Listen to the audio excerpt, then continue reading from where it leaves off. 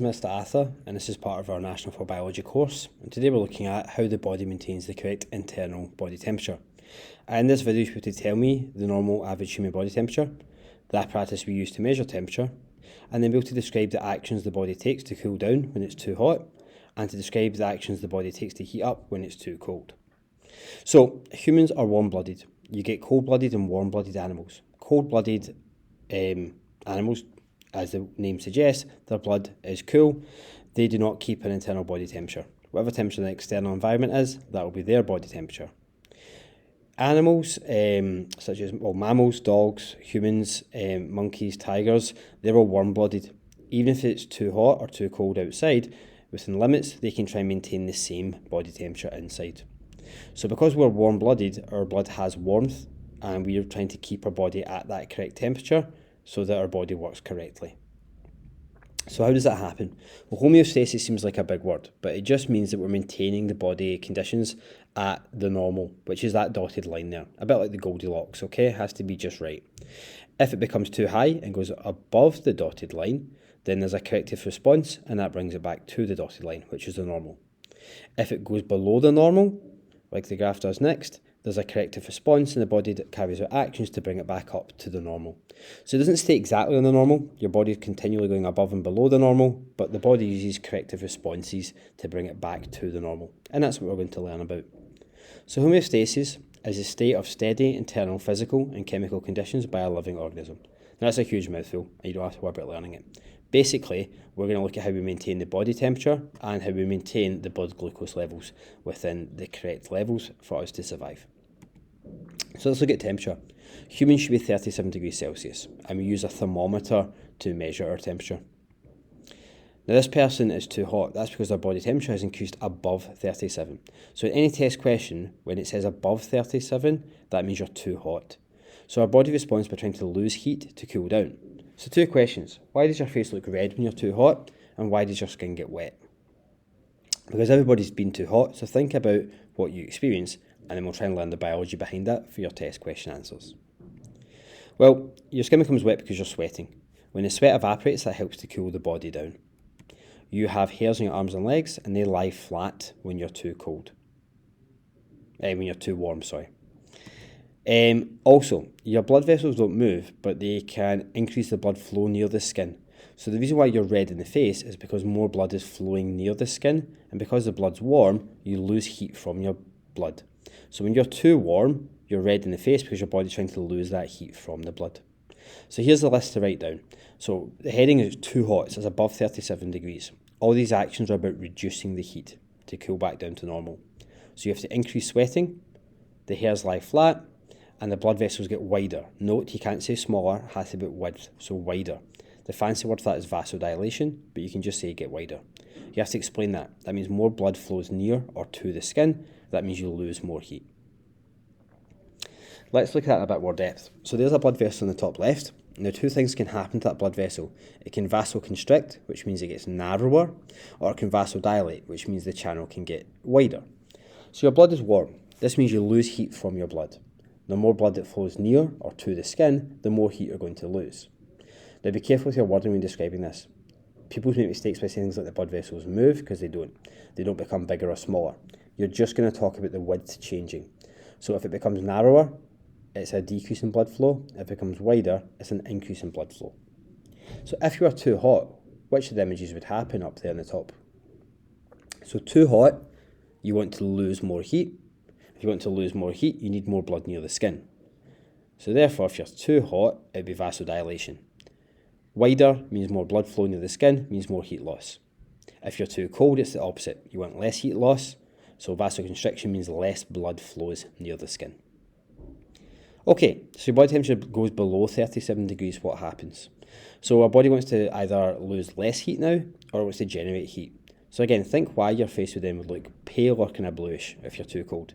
Think why you shiver, and think about why would you put a jacket on, because that'll help you think what your body might try to be doing. So things we can do when we're too cold, when we're below 37 degrees. This time the hairs stand up. Now you can't see it, but they're trying to trap a really thin layer of air along your skin. That's a bit like putting a jacket on. It's trying to insulate you. It's trying to reduce the heat loss. you are going to have less blood flowing in the skin. So that diagram shows that it's too narrow, so less blood gets near the skin. Well, that's why you kind of look a bit paler blue. And there's less blood flowing there because you don't want to lose the heat out of your body from the blood. So if you're too cold, below 37, you can write down increased shivering because that generates heat. You can see the hair stand up to insulate you, to reduce heat loss. And you can see the blood vessels get narrower. That reduces blood flow near the skin. So again, you lose less heat. These will all help get your temperature back up to 37 degrees. You can pause this and look through the different cycle of what's happening when your body temperature falls or your body temperature rises. And then try and memorise that information. That homeostasis can be called negative feedback, and this is the same idea. There's a stimulus, like you're too hot, your body senses that, and there's a response to bring the temperature back down. Okay, so that's all homeostasis is. So try these 5 questions, and ready for the answers, press play again. So pause, press play again when you're ready to see if you're correct. So here are the answers. Read through and make sure these are the 5 things that you need to know. So you should be able to give me the average body temperature. There's a thermometer used to measure it, but most importantly the last 2. Describe what the body does to cool down when you're above 37, and describe what your body does to heat up when it's below 37 degrees Celsius. Okay, this is going to be part 2 of the same topic. In part 2, we're going to look at how the body maintains the correct glucose levels in the blood. To do that, you have to describe what a hormone is. You're going to have to name the hormone involved in maintaining the normal blood glucose levels, and describe the organ in your body which can store the excess sugar. Now, excess means when there's too much sugar, and that happens when the hormone we're going to learn about is produced. So, if you remember in the previous topic, you learned about the humans need a balanced diet. That means you get the correct proportion of all 3 food groups in the diet. And we're going to look at these carbohydrates in the green box. Now, a carbohydrate can be broken down to simple sugars, okay? But that can be reversed. Sugars can be turned back in and joined up to make carbohydrates again. So, our digestive system breaks down carbs, and these small sugars are then absorbed into the blood, and they get travel around the body because our cells need that sugar. However, when you have too much sugar in the blood, the excess, that means the extra sugar, can be joined back up together as a storage carbohydrate. So to see that visually, in the bottom left, you've got your sugar, which is glucose, and that's a single G, and there's lots of those single Gs floating around in your blood. If there's too many in your blood though, some of those sugars can be removed, and those Gs can be joined together to make a carbohydrate, and that's how the body stores the sugar until it needs it. So, can you name that organ? It's a part of your digestive system, and this is the main organ that we're going to learn about today. Hopefully you're recognising that as being your liver. Now, there's the liver on the right, and there's your blood on the left.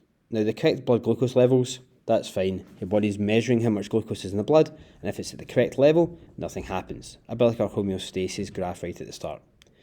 Now, after eating, your blood glucose levels are going to increase because you've just ate, and they might become too high. Now, if that happens, the liver is going to absorb and store only the excess glucose, which should bring it back down to normal again. When the blood glucose levels reduce back to normal, that means all that excess or extra glucose is now stored in the liver as that storage carbohydrate, and it can stay there until you get a situation when your blood sugar levels are too low. And because you've got stored glucose, you can put the stored glucose back into the blood. Now, how does that happen? Right? So the liver, how does the liver possibly, what's making it do that? Now, the liver is living cells, but it's not conscious. It's not deciding to do it. The way that happens is there's chemical signals sent to the liver. And these chemical signals are called hormones, okay? So this is a hormone-controlled process. Now, hormones are chemical messengers. They're released by glands and they travel in the bloodstream around the body, and then they affect organs and they make a response. So all hormones in your body, and there's lots of them, are made by glands. They travel in the blood and they cause different organs in your body to do something. And we're going to use that whole system to look at this one example. So we're going to look at a hormone called insulin, and I'm sure you've all heard of insulin before. Now, the insulin is produced and released by a gland called the pancreas. The liver is the organ it's going to affect. So the pancreas produces insulin when there's an increase in your blood sugar level. And that's why it's called insulin, because it starts IN. That's for when there's an increase in blood glucose levels.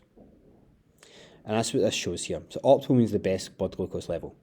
If there's an increase, then the pancreas produces the hormone insulin. The insulin travels in the blood and it causes the liver to take that excess glucose and join it up together to make that yellow storage carbohydrate. You don't need to know the name of that at National 4 level, okay? What you do need to know is the pancreas produces insulin. Insulin's a hormone, and insulin causes the liver to absorb excess glucose and store it. If that happens, you get finally last stage, the blood sugar levels decrease until they get back down to normal again. And that's all you need to know. So here it is as notes if you want to write it down. This is if there's too much glucose in your blood. Insulin is released by the pancreas. It, which is the insulin, travels in the blood and it affects the liver. The insulin causes the liver to absorb the excess glucose and turn it into a storage carbohydrate. And that brings your blood glucose levels back to normal. That's your 4 steps you need to learn. So pause this and write this down and then press play again when you're ready to keep going. Again, this is a summary of the whole thing. So if blood glucose levels are too high or there's an increase, insulin is a hormone that's released. That insulin causes the liver to absorb and store excess glucose. That brings the blood glucose levels back to normal. If your blood glucose are too low, then that excess glucose which is stored in the liver can then be released and that brings it back to normal. So again, you can pause and write this down. Now, if you know this topic, you should be able to answer these 5 questions. So again, pause the video, answer the 5 and press play when you're ready for the answers. So hopefully you got these correct. We need to know that the hormone involved is called insulin. That's the hormone. The hormone is made by the gland, and that gland's the pancreas, and the hormone travels in the bloodstream. Now, number 4, how does that insulin affect the liver? So the insulin causes the liver to absorb the excess glucose. Remember, trying to use that word excess or extra glucose. And if it absorbs the excess glucose, that returns the blood sugar levels back to normal. Now, when would we need to increase the blood sugar levels? That would be if we've not eaten for a long time. So if we haven't eaten for a long time, the sugar starts to get used up in the blood and it falls below the optimal or the normal level. But the liver has that stored glucose, so it can put it back into the blood and that helps bring it back up so you don't get hangry. Now here's a problem solving question. This is pushing it, this is more National 5 level, but the table's showing 2 people, person A and person B, and you can see the time after they eat a meal. So you eat a meal, your sugar levels go up. You can see that both of them person A starts 120, it goes up to 140 after an hour, and then it drops back down again to about 150, and 180 goes up slightly again. Person B starts 140, after 60 minutes they go up to 170, after 90 minutes up to 190, and then it starts to fall down again up to 180. Now it says at the top the normal range of the blood glucose is between 82 and 110.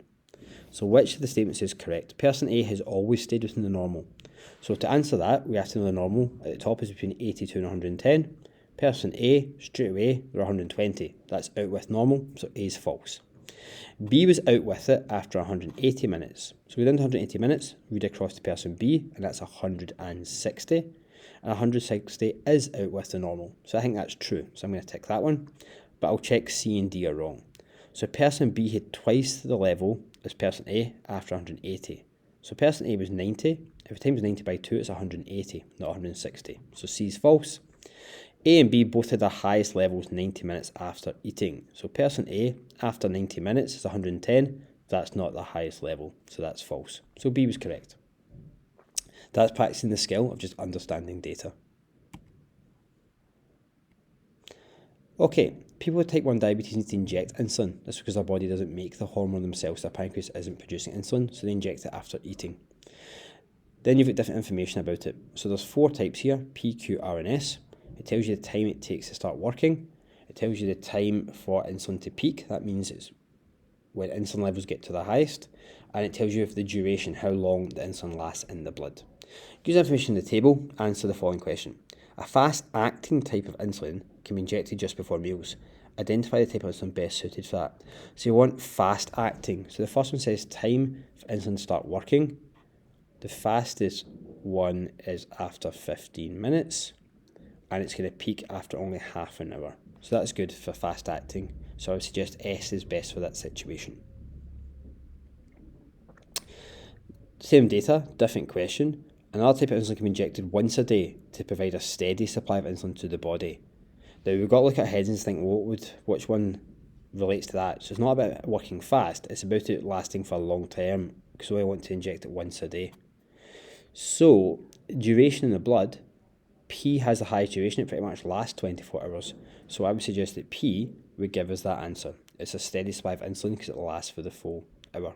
So again, it's you deciding what are the headings in the table and how does that relate to the question, and then you're using the data to solve the problem. Okay, and that concludes our lesson. So go back, rewatch the video and go over anything you need to know. Use those revision questions you've written down to quiz yourself and make sure you're ready for your test question in class. And good luck.